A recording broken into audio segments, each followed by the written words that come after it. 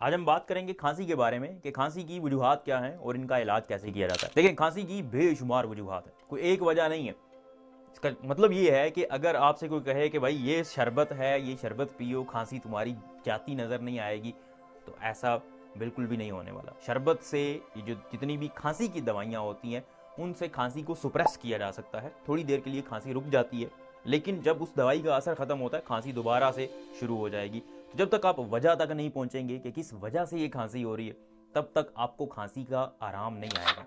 हाँ, खांसी दो तरह की होती है, दो कैटेगरीज में इसको तकसीम करते हैं। एक होती है अक्यूट खांसी, जिसका आराम आपको 2 हफ्तों में 3 हफ्तों में आराम आ जाता है। और दूसरी होती है क्रोनिक खांसी। वो ऐसी खांसी होती है जो 8 हफ्तों से ऊपर चली जाती है, मतलब 2 महीने के बाद भी अगर आपको खांसी है तो इसका मतलब ये क्रोनिक खांसी है। अब चाहे अक्यूट खांसी हो या क्रोनिक खांसी हो, आपको ये शरबत, कावे वगैरह इनसे खांसी का आराम नहीं आएगा। हाँ, थोड़ी देर के लिए आपको फर्क पड़ेगा, लेकिन उसके बाद अगर आप वजह तक नहीं पहुंचेंगे, वजह को ठीक नहीं करेंगे, तो खांसी का आराम नहीं आएगा। हाँ, अगर वजह खुद ब खुद खत्म हो जाती है, जैसे एक्टिव इन्फेक्शन होता है, गला खराब हुआ, उसकी वजह से खांसी हुई, जब गला ठीक हो जाएगा तो खांसी खुद ब खुद खत्म हो जाएगी। इसी तरह अगर आपको नज़ला जुकाम हो गया, तो नज़ला जुकाम होने की वजह से भी आपको खांसी हो जाती है, तो वो भी खांसी, जब आपका नज़ला जुकाम ठीक होगा तो खांसी भी ठीक हो जाएगी। लेकिन जो क्रोनिक कॉजेज होती हैं, मतलब जो आपको बड़े लंबे अरसे से खांसी है, 2 महीने 3 महीने हो गए, इससे ज़्यादा टाइम हो गया, खांसी ठीक नहीं हो रही है आपकी, तो उसकी वजह तक पहुंचना ज़रूरी है। अब उसकी क्या वजूहात है,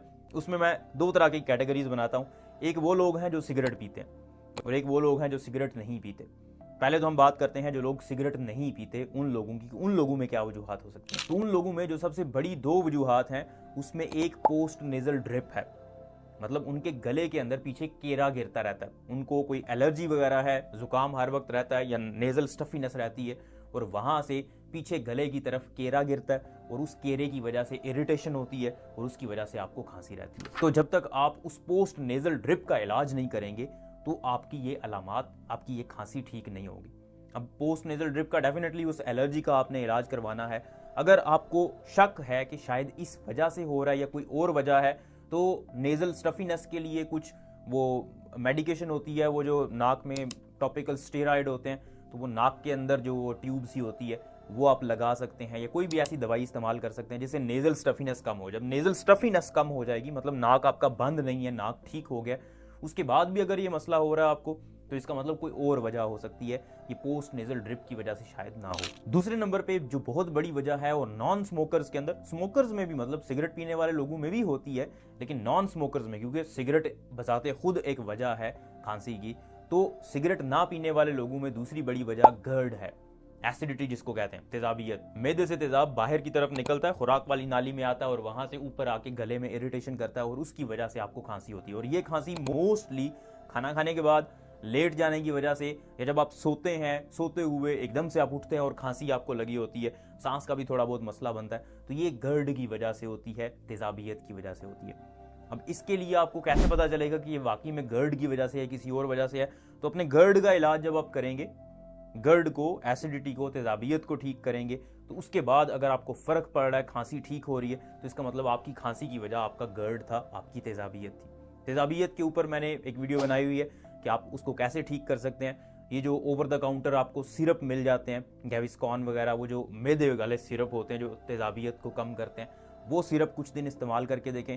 अगर उससे आपकी खांसी पे फर्क पड़ रहा है तो इसका मतलब आपकी खांसी तेजाबियत की वजह से थी। फिर उसके बाद कुछ लोगों को दमे का मसला होता है, दमे की वजह से सांस का मसला बनता है और उसकी वजह से खांसी भी हो सकती है। तो जिन लोगों को दमा होता है उन लोगों में भी क्रोनिक खांसी हो सकती है, बहुत लंबे अरसे से चल सकती है। अब आते हैं सिगरेट स्मोकर्स की तरफ, जो लोग लंबे अरसे के लिए सिगरेट स्मोकिंग करते हैं, और कुछ लोग ऐसे भी होते हैं जो स्मोकिंग नहीं भी करते, उनमें भी ये मसला हो सकता है। लेकिन मेनली जो सिगरेट स्मोकिंग करते हैं उनमें एक बीमारी डेवलप हो जाती है जिसको COPD कहते हैं, क्रोनिक ऑब्स्ट्रक्टिव पल्मोनरी डिजीज।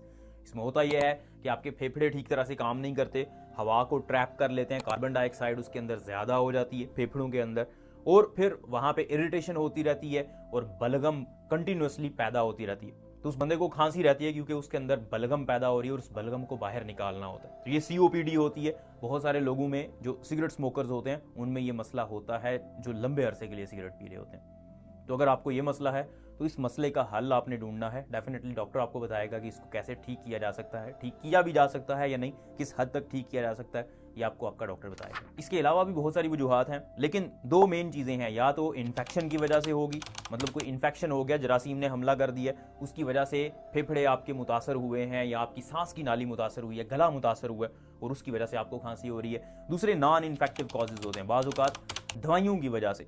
कुछ दवाइयाँ ऐसी हैं जिनकी वजह से खांसी हो सकती है, स्पेशली जो ब्लड प्रेशर के लिए दवाई इस्तेमाल होती है, ये रैमेप्रिल वगैरह, इनको एस इनहिबिटर्स कहते हैं। ये अगर आप दवाई इस्तेमाल करते हैं तो उसकी वजह से भी आपको खुश्क खांसी हो सकती है। फिर पाकिस्तान, इंडिया और इस तरह के जो इलाके हैं, यहाँ पे ट्यूबरकुलोसिस, टीबी बहुत कॉमन है। तो अगर किसी को 2 महीने से ज़्यादा हो गया और खांसी हो रही है, साथ में बुखार हो रहा है, वज़न कम होता जा रहा है और खांसी के साथ बलगम भी आती है, तो इसका मतलब उनको कोई और बीमारी हो सकती है। उनको अपने डॉक्टर के पास ज़रूर जाना चाहिए, अपना चेकअप ज़रूर करवाना चाहिए। और किसी भी स्टेज पे, चाहे आपको 1 हफ्ता हुआ है, 2 हफ्ते हुए हैं, 3 हफ्ते हुए हैं या 2 महीने हो गए, खांसी की किसी भी स्टेज पे अगर आपको सांस का मसला बनना शुरू हो गया, सीने में दर्द होना शुरू हो गया, या बुखार होना शुरू हो गया, या बलगम आ रही है और बलगम का रंग तब्दील हो गया, या बलगम आ रही है साथ में, तो ये सारी वो अलामात हैं जिनका मतलब ये है कि आपके अंदर कोई सीरियस मसला हो सकता है, कोई इन्फेक्शन चल रहा हो सकता है और उसका इलाज बहुत ज़रूरी है। इसलिए जब भी इस तरह का मसला हो, फौरी तौर पर अपने डॉक्टर के पास जाना चाहिए। तो ये कुछ थोड़ी बहुत वजूहात मैंने आपको बताई हैं, लेकिन यही मोस्ट कॉमन वजूहात हैं जिनकी वजह से खांसी होती है। अब ये आप पे डिपेंड करता है कि आप अपनी वजह को पकड़ सकते हैं या नहीं, लेकिन ये वीडियो सिर्फ आपकी इन्फॉर्मेशन के लिए है, ताकि आपको थोड़ी सी गाइडेंस मिल जाए कि खांसी की क्या क्या वजूहात हो सकती हैं जो मोस्ट कॉमन है, और फिर उसके मुताबिक आप अपने डॉक्टर से अपना इलाज